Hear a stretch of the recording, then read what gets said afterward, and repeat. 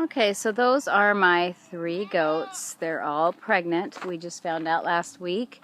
I have a girlfriend who owns an ultrasound machine and she knows how to use it. The white doe is Elsa, and she bred with a black Nigerian buck. She's a little bit small, young yet, and he wasn't meant for her. He was actually meant for my Nigerian doe, Bambi. Bambi is the spotted red and white one. And the little black buck's name was Elvis. I thought my 2 Nubian girls were too young to get pregnant, so I didn't worry about them. The only doe that he chose to breed is the white doe, Elsa. So she is due in March. Then when I found out that Bambi was not pregnant, I got a little red buck named Elroy to come and play. And we just found out last week that Bambi is pregnant with Elroy's baby. And so is our sweet Bella. We love Bella. She is the sweetest one of all. She wants to be a lap puppy.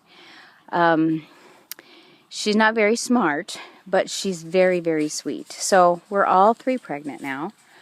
I went out and I bought this 6x10 dog pen for chickens. And then I got to thinking, you know, if you can see out to the road, you can see we don't have our perimeter fence yet. We're having some trouble getting the permits through the county. So until then, I have to keep my animals penned up or they'll run out into the street. So the only way that I can get them to come out here and get some pasture is to pin them up. I tried tying them up and they didn't like that. So here they are in this pen, and they are happily munching on what we call mallow. Thank you, Bambi, for that shot. The mallow is extremely good for them and seems to increase milk production. I also mow a strip or 2 of the field every day to provide a 5-gallon bucket of greens for my chickens. But you can see as I have, and I can move this pen by myself, as I have moved it,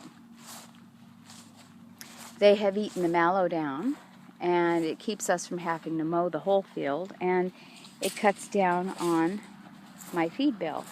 So the experiment that I'm trying is I used to feed my goats twice a day, and morning and night, and now I just feed them at night so that they wake up hungry, and I bring them out to the pen. They're only in this pen during the daytime. And then throughout the day, every few hours, I move it along. And today I put one of the chickens in with them, and she was a little skittish at first, afraid of the goats, but she's fine now. And I think every day I will give a different chicken a chance to play with the goats. I did mow some mallow. You can see a pile over there. The chicken really loves digging and scratching in it, so I did that for her. But this is a way to utilize what we have, the mallow, and there's clovers and fescues and different kinds of pasture grass seed that I planted in October that's starting to come up. And it's all very good for the goats. Why in the world would we want to mow it and just compost it when we can use it as a feed source for our animals? And eventually this whole field will be fenced in and separated into maybe 3 or 4 paddocks so that I can rotate the chickens and the goats and the pigs. So that's what I'm doing with the goats right now. It's just an experiment. I'll get back to you and let you know how it works. Thanks.